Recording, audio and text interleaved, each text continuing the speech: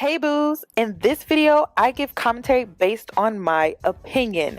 Nothing is to be taken as factual. We are just here to have conversation. We don't expose and we don't sip tea on this channel. I'm giving you real talk straight, no chaser. Let's see if you can handle it.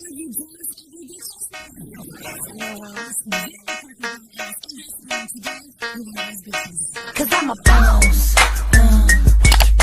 I haven't done anything for you to be proud of. Of course you have. You are marrying a man who can support you.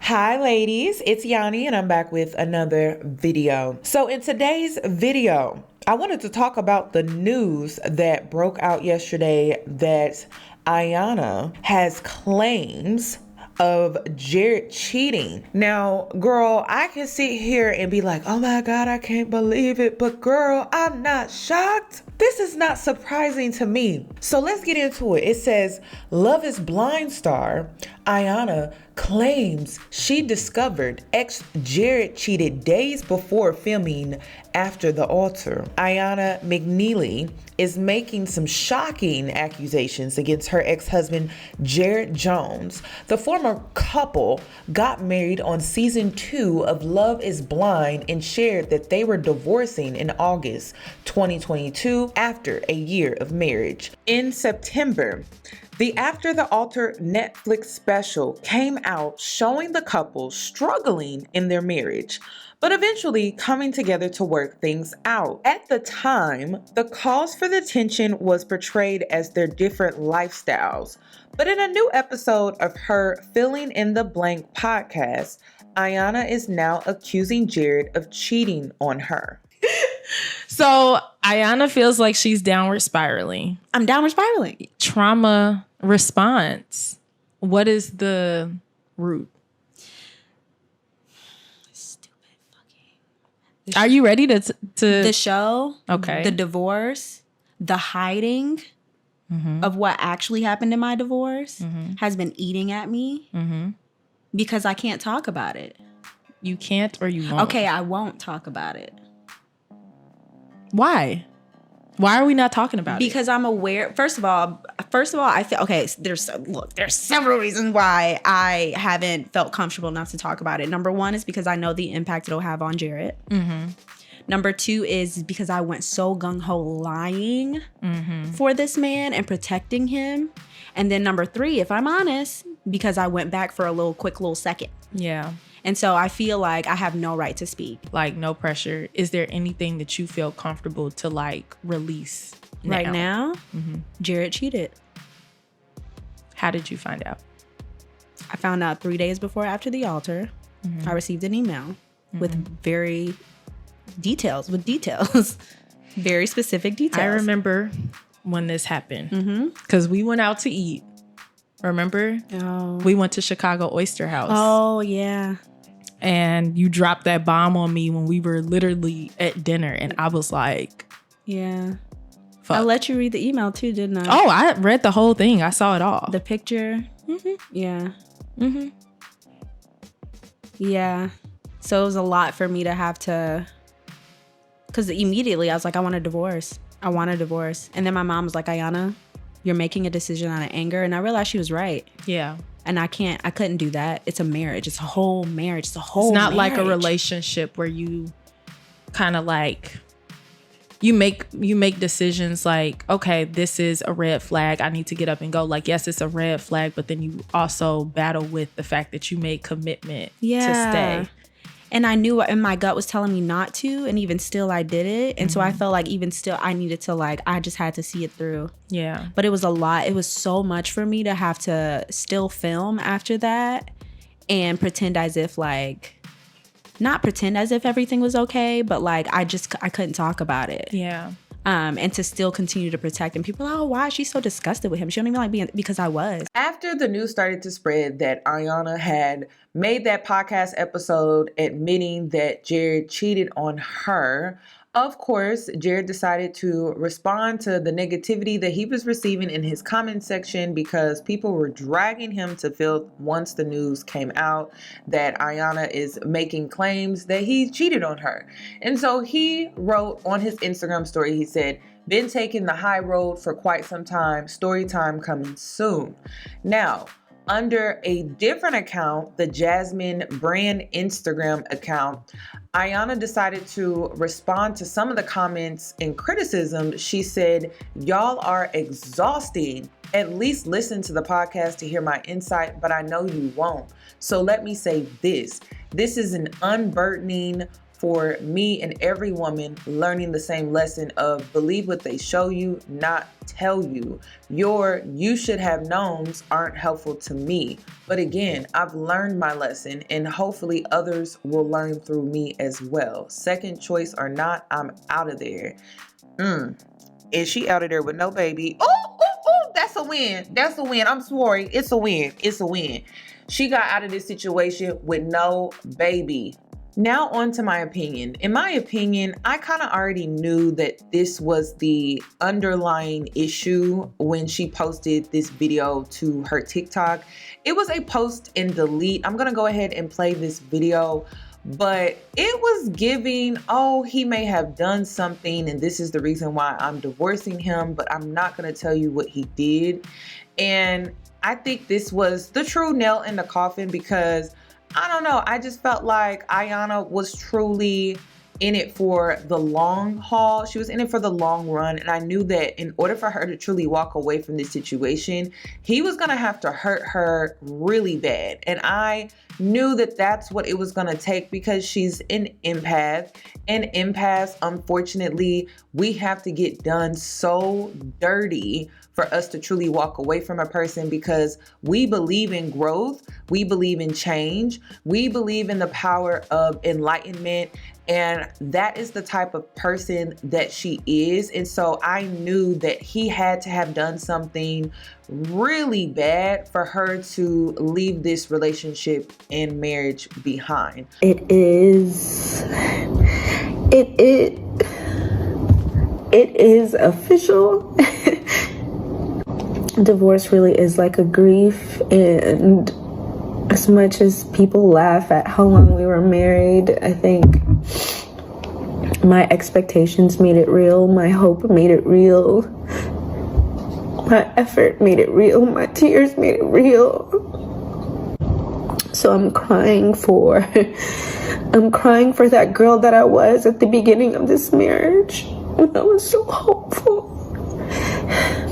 I had less baggage, and I was optimistic, and I was healed. And I'm crying for that marriage that I thought could work. I'm crying for that man I believed he was. That man he convinced me he was in the beginning, and in between all that very scheduled filming, there was good moments in there. There was connection, and then cameras left and shit hit the wall. But don't get it twisted. I may be crying and I may be sad right now, but I'm happy that I'm moving forward. I'm happy that I'm out of something that no longer works for me, something that drained the life out of me. It makes you question yourself, you know? Like, I question my judgment. I question myself. Like, if my own husband couldn't see the value in me, then what the fuck? You know? It's really done now. So I release it. I don't have to hold those expectations anymore. I don't have to keep pouring into someone who doesn't have the capacity to pour back. Now I can just focus on my friends and my family. The people who do see the value in me, the people who are supporting me, the people who are reminding me who I am. And how they see me and how God sees me. A new chapter. Really a whole new book. It's a good thing. No more tears. I'm tired of being a fucking sad girl. I'm tired of it. All right. Bye.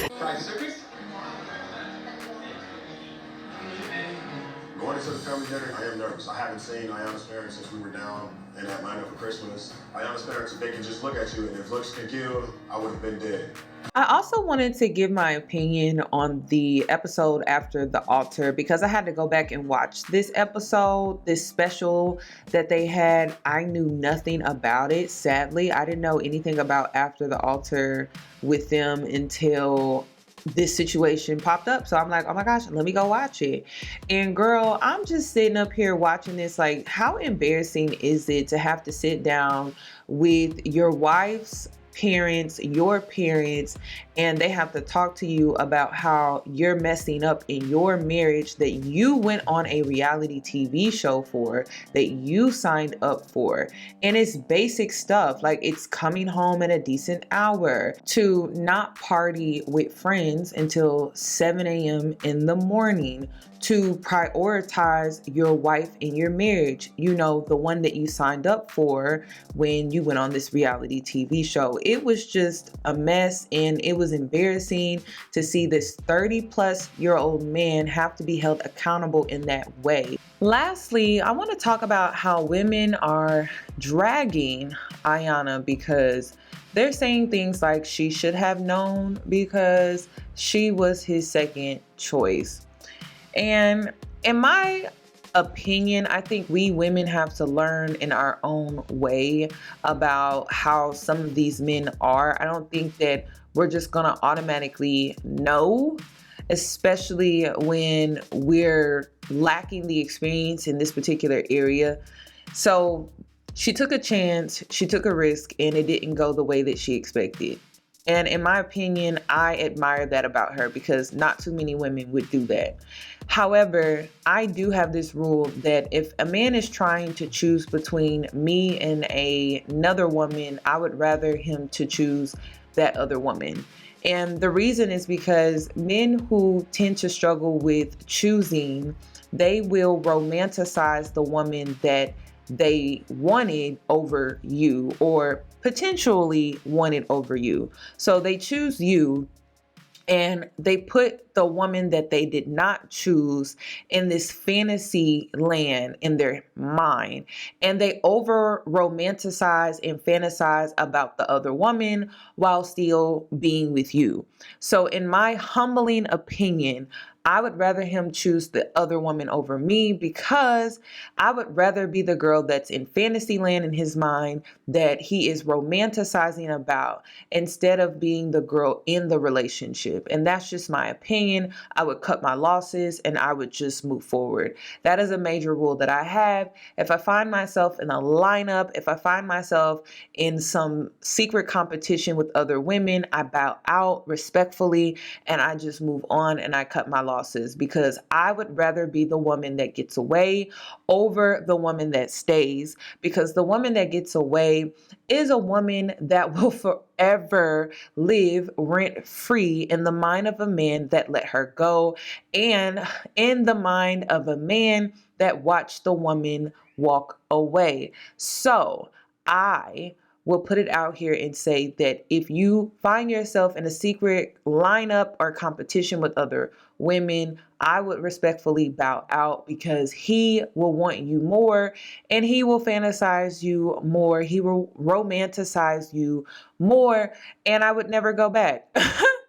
That has to be the rule. I would never go back. If a man is to ever put me in a lineup or in some type of secret competition, it's just an inexcusable consequence and you just can't come back from that. So the fact that you would even fumble me like that and put me in a lineup like that, that was just dumb. So I think more women need to see their worth and understand their value more so that they're not caught in situations like this where their time is wasted. That's all that I have regarding this video. video. If you're new here, please subscribe and also hit the post notification bell so that you will be notified for when I upload. And if you would like to add to my commentary, please comment down below. I would like to hear from you. Thank you for tuning in. Thank you for watching, and I will catch you in my next one.